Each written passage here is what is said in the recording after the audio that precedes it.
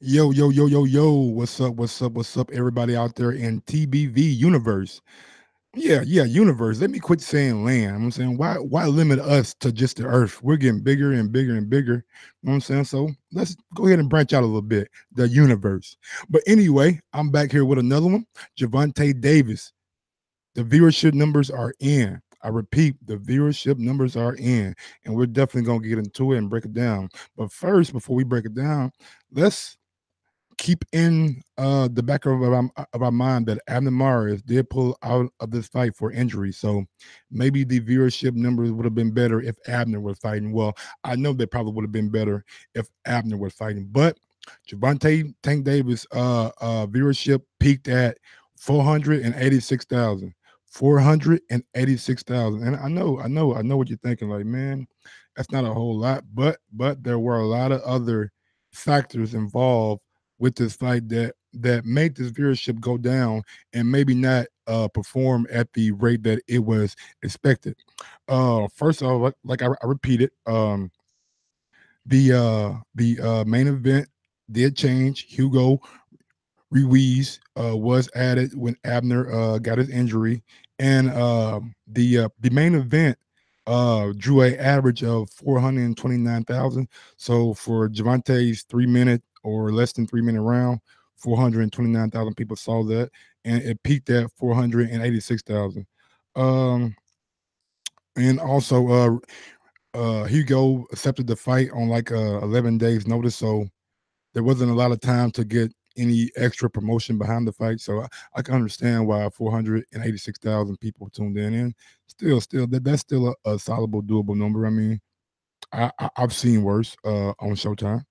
But yeah, let's move on to another quote. And the article that I'm reading has came from the boxing scene. So big ups to them, man. Y'all keep doing y'all thing over there. You know what I'm saying? And even though that the viewership numbers went that high, I tell you what was high. It was a lot of stars in that crowd. You had Odell Beckham Jr. You had Jerry Swift Hurd. You had all the big time boxers. I believe I'm forgetting some stars that were there, but it was a lot of A-list celebrities in there. As a matter of fact, let me go to Steven Espinosa's Twitter right quick, and I'm gonna let you guys know um, the stars that were out there. You know what I'm saying? Because I want to do a good job at letting people know that even though that the viewership wasn't what you know what I'm saying we think Tank should be doing, the the reception from the his peers and the people like the A-list celebrities, man, was just incredible, man. And I really want to commend Showtime for getting behind Javante, and not only Showtime but these A-list celebrities getting behind Javante. So just notables right here. They had Drake, you know what I'm saying, the biggest rapper in the game right now. They had Lil Wayne, somebody who was Drake's mentor, Meek Mill, Odell Beckham Jr., Antonio Brown, Pittsburgh Steelers football player. Odell Beckham Jr. plays for the New York Giants. Meek Mill, he's a rapper also.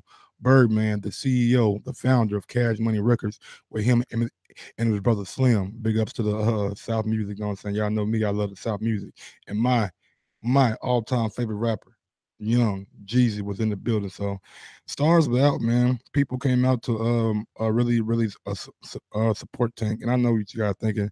I thought this was a show about viewership, not about who was in the crowd. I'm just saying, the reach to the stars and their everybody that they have on their social media. So if they posted live or posted a video of them being at the fight, then their followers saw that, and that gives Javante a residual effect. Hopefully, you know what I'm saying. I'm not saying that it's crystal clear, but hopefully they will give Javante a residual effect.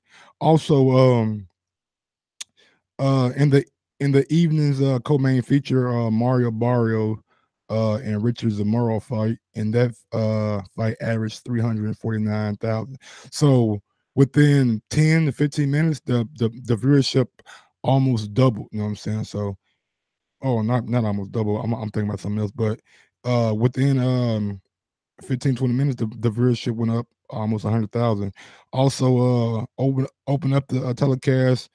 Sharif Borgiri and Javier Fortuna did 275,000 people watching. So, you know, solid numbers from Showtime. Now, let's get down to why these numbers wasn't what we thought they should be, or wasn't what they um Showtime being they thought they should have been. First off, there was an NBA game on the same time. Pretty much, it came on at 8:30. Gervonta got fight started, I believe, at 9 or 10. So the game didn't end to about, I think, 11:30 or 11ish. You know what I'm saying? And it was one of the best games of the year. It was the Houston Rockets and the Oklahoma City Thunder. You have Russell Westbrook, a perennial All Star. You know what I'm saying? Former MVP. James Harden, last year's MVP. Paul George looks like he's going to be this year's MVP. So you had a lot of star power in that game. So I'm pretty not. I'm almost for certain that took away for some of the viewership. I'm not going to lie to you.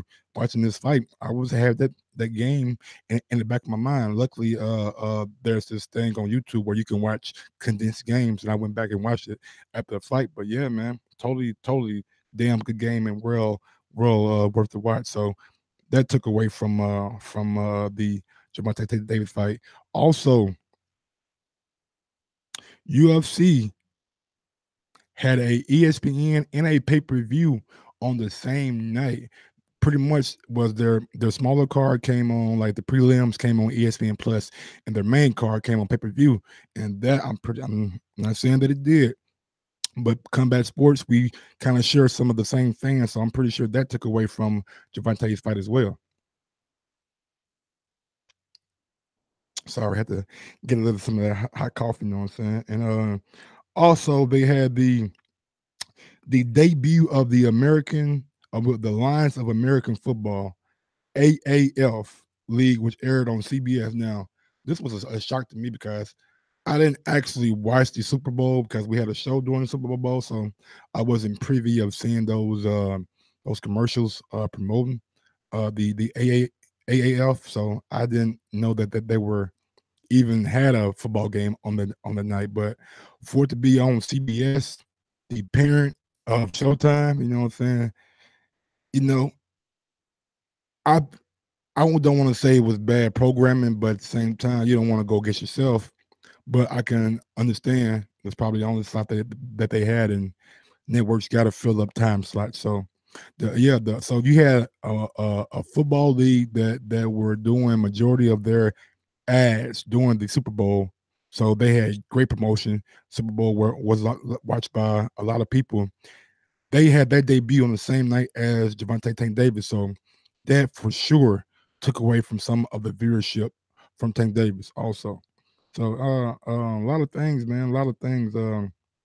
And not even that though, man. That football game outpaced the NBA game. So even though James Harden, Paul George, Russell Westbrook were all playing, that startup football league outdid them, and that's saying a lot with that kind of star power going on right now in the NBA, all in one game for a startup football league that people don't even know the players or who's going to be playing. Well, I won't say people, but me not knowing is just incredible. So, yeah, I guess Americans love football.